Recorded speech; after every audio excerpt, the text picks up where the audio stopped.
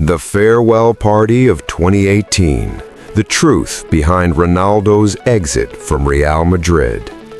The night of Real Madrid's farewell party in 2018 was supposed to be a celebration of triumph, unity, and continuity. Yet beneath the laughter, champagne, and music, something invisible was already breaking apart. Players gathered to mark another Champions League victory, a third consecutive European crown that sealed one of the greatest eras in football history. But for Cristiano Ronaldo, the night carried a different weight entirely. On the surface, nothing appeared unusual. Ronaldo smiled, posed for photos, and fulfilled every expectation placed upon him as the club's biggest star. Yet those closest to him later recalled a quiet distance, a sense that he was present physically but absent emotionally, as if his mind had already stepped beyond the walls of Madrid. It was not sadness nor anger, but a calm detachment that often precedes irreversible decisions. By that point, Ronaldo's relationship with the club had become complicated. Despite delivering decisive goals throughout the Champions League campaign, he felt increasingly undervalued, not in applause or admiration, but in recognition and trust from the hierarchy. Contract discussions had stalled, promises felt ambiguous, and the emotional bond that once defined his connection to Real Madrid had begun to erode. The farewell party, intended as a symbol of continuity, instead became a moment of clarity for Ronaldo. Surrounded by teammates celebrating the present, he was already thinking about legacy, respect, and the final chapter of his career. No longer satisfied him if it came without acknowledgement of sacrifice and commitment.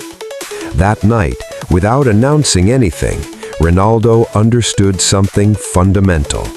His time at Real Madrid was ending, and the party meant to honor victory quietly marked the beginning of goodbye. As the celebration continued into the night, subtle moments began to stand out, not because of what Cristiano Ronaldo said openly, but because of what he chose to emphasize and what he carefully avoided. While teammates spoke about defending titles and building on success, Ronaldo's words remained anchored in the present, focused on gratitude rather than future promises, a detail that did not go unnoticed by those listening closely. When he addressed the room, his tone was warm yet reflective, thanking the group for the journey rather than outlining ambitions ahead. He spoke of pride, sacrifice, and shared moments, framing the season as a chapter completed rather than a foundation for what was to come. In football culture, where celebrations often blur into future planning, this distinction carried meaning.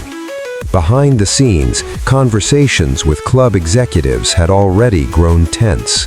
Ronaldo believed that his contribution, especially in decisive Champions League moments, deserved stronger recognition, both financially and symbolically.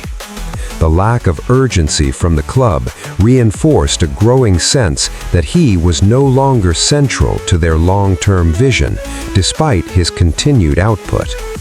Teammates later recalled that Ronaldo lingered longer than usual, engaging in private conversations rather than group celebrations, as if seeking closure without explicitly asking for it. There was no dramatic farewell, no announcement, only a quiet awareness that something had shifted. In the days that followed, his post-match comments added to the unease. When asked about the future, Ronaldo spoke ambiguously, expressing gratitude toward fans and hinting that his time at the club had been meaningful, yet stopping short of committing himself. These remarks contrasted sharply with previous seasons when he had spoken with certainty about continuing the journey. The farewell party, meant to reaffirm unity, instead became a mirror reflecting unresolved tension. What appeared to be a celebration of dominance quietly exposed emotional distance, signaling that success alone could no longer bridge the gap between Ronaldo and Real Madrid. The question was no longer whether something had changed. It was how long the truth could remain unspoken. In the days following the farewell party, what had felt like an unspoken tension gradually transformed into a quiet realization within Real Madrid, as executives and staff began to connect signals that previously had been easy to dismiss. Ronaldo returned to training as professionally as ever, yet his demeanor reflected a sense of emotional withdrawal, not in performance, but in engagement with future plans. Contract discussions resumed briefly, though without urgency or optimism. The club maintained its stance, confident that success and legacy would outweigh personal grievances, while Ronaldo perceived this confidence as indifference. Years of loyalty and decisive contributions had shaped his expectation of recognition, and the absence of clear commitment deepened his conviction that the relationship had reached its limit. Inside the dressing room, the mood shifted slightly. Teammates noticed that conversations about the next season felt distant, almost hypothetical, as if Ronaldo was already considering life beyond Madrid.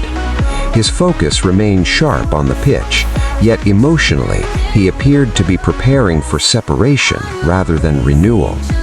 The club, meanwhile, underestimated the finality of his mindset. Real Madrid had navigated star departures before and believed that time and success could soften any frustration. What they failed to grasp was that Ronaldo's standards extended beyond trophies. He sought alignment between contribution and appreciation, and when that balance disappeared, his resolve hardened. As rumors intensified in the media, Real Madrid's leadership continued to downplay the possibility of his departure, assuming negotiation would prevail. Ronaldo, however, had already shifted from negotiation to decision. The farewell party, once viewed as a routine celebration, now appeared in hindsight as a closing chapter disguised as continuity. By the time official discussions reached a critical stage, the emotional separation was complete. Ronaldo no longer argued for his value, because for him, the moment to convince had passed. What remained was clarity.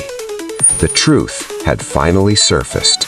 Cristiano Ronaldo was ready to leave.